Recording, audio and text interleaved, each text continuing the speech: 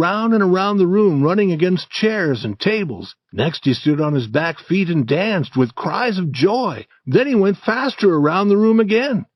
Aunt Polly arrived. He rolled over and over and gave one last great cry and jumped through the open window. Tom was on the floor, weak from laughing. "Tom, what's wrong with the cat? Cats always do that to show their joy." But Aunt Polly saw the painkiller. She knew what had happened. She caught Tom's ear and pulled him up, then hit him with her hand. "Why did you do that to the cat?" "Because I'm sorry that he has no aunt to care for him." "Has no aunt? Why do you say that?" "Because if he had an aunt, she would give him a drink that burned his mouth and not think of his feelings. She would say, if the drink was good for a human, it would be good for a cat." Aunt Polly thought, if it hurt a cat, it might hurt a boy also. She put her hand on Tom's head. "I was trying to help you, and I was trying to help Peter, and it helped him. I never saw him move so fast." He was smiling at her now. "Oh, Tom, I will not give you any more painkiller. Go to school and try to be a good boy." Tom was early at school. He was often early now. Today, as he often did, he waited at the gate. He did not play. He was sick, he said, and he seemed sick. Jeff Thatcher came down the road, and Tom's face was brighter, but quickly it was dark again. Jeff was alone. When he saw a girl's dress far away, he watched and watched, but the girl was never the right one. He entered the school and sat down to suffer. Then one more dress came through the gate. Tom's heart jumped. The next moment he was outside again, shouting, laughing, running after other boys, jumping over the fence, standing on his head. He was doing all this to make Becky Thatcher watch him. She never looked at him. Was it possible that she did not see him? He came running and shouting. He threw a boy's hat over the schoolhouse. He ran through a group of boys, and then he fell at her feet. She turned away with her nose raised high in the air. "Some people always want other people to look at them."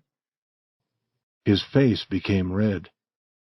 He stood straight and walked quietly away. Chapter 13. The Young Pirates. Tom had decided now. He was sad and without hope. He was a boy with no friends. No person loved him.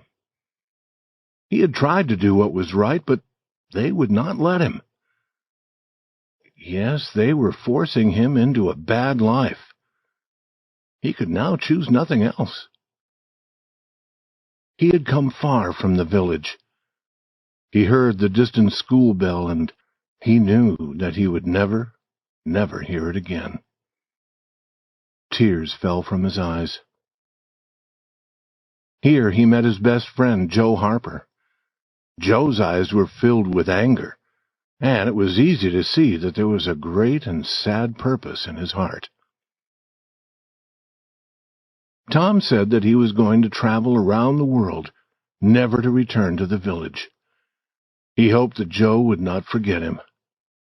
And Joe had come to say the same to Tom. They were two souls with only one thought. Joe's mother had beaten him, but he had done nothing. She plainly wished him to go away. Therefore, he was going. He hoped that she would be happy now. He hoped that she would never be sorry about sending her boy into the cold world to suffer and die. The two boys walked together. They agreed to be like brothers. They would never separate until they died. They began to plan. They decided to be pirates. 3 miles south of the village there was an island in the river. The Mississippi River was a mile wide there. The island was long and not very wide, and it was covered with trees. No people lived on it, and few people lived on the river's shore near the island. It would be a good place for pirates. Then they met Huckleberry Finn, and he joined them. They talked, and then they separated. They would meet again beside the river 2 miles north of the village at 12 that night. Tom knew where they could find a small boat. They would take it. Each boy would bring food and other useful things if possible. Tom arrived with meat and a few other things. He stopped among the trees on a hill above the meeting place. There were many stars, and it was very quiet. The great river lay like an ocean at rest. Tom listened a moment, but the quiet was broken by no sound. Then he whistled gently.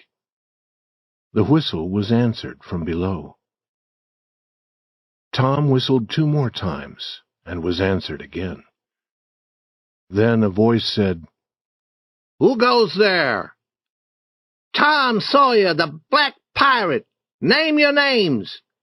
"Huck Finn, the Red-Handed, and Joe Harper, the Destroyer of the Seas." Tom had taken these names from his best-loved books. "Speak the word." 2 voices spoke together. "Blood! Blood!" Tom went down the hill to join them. The Destroyer of the Seas had also brought meat, and Finn, the Red-Handed, had some tobacco. The Black Pirate said that they must also have fire. They went to a large riverboat that was near, and they took some of the fire burning there. They knew that there were no men on the boat. The boatmen were all in the village. But the boys moved very quietly and carefully. Pirates must be pirates. With Tom as captain of their ship, they left the shore and went into the middle of the river. From here, they let the moving river carry them along. They passed the distant village. 2 or 3 lights showed where it was, peacefully sleeping.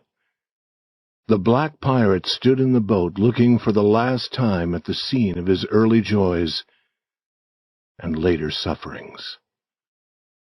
He wished that his aunt could see him now, facing the fearful future with a smile on his lips.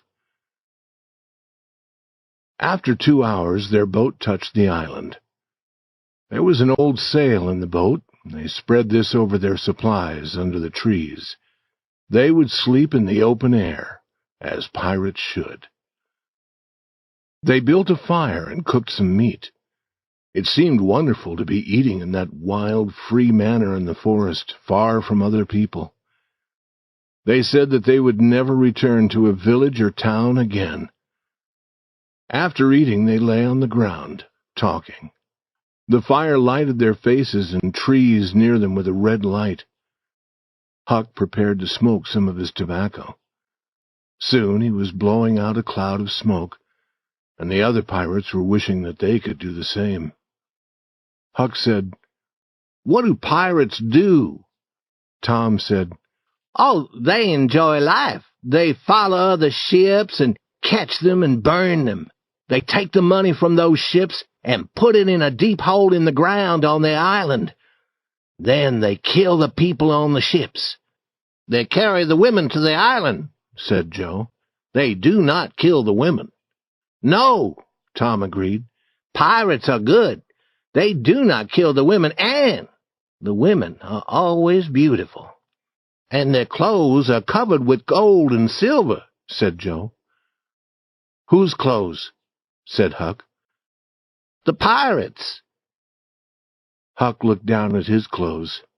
"I am not dressed for a pirate," he said, "but these are my only clothes." The other boys told him that the fine clothes would come later when they began their adventures. Slowly their talk ended.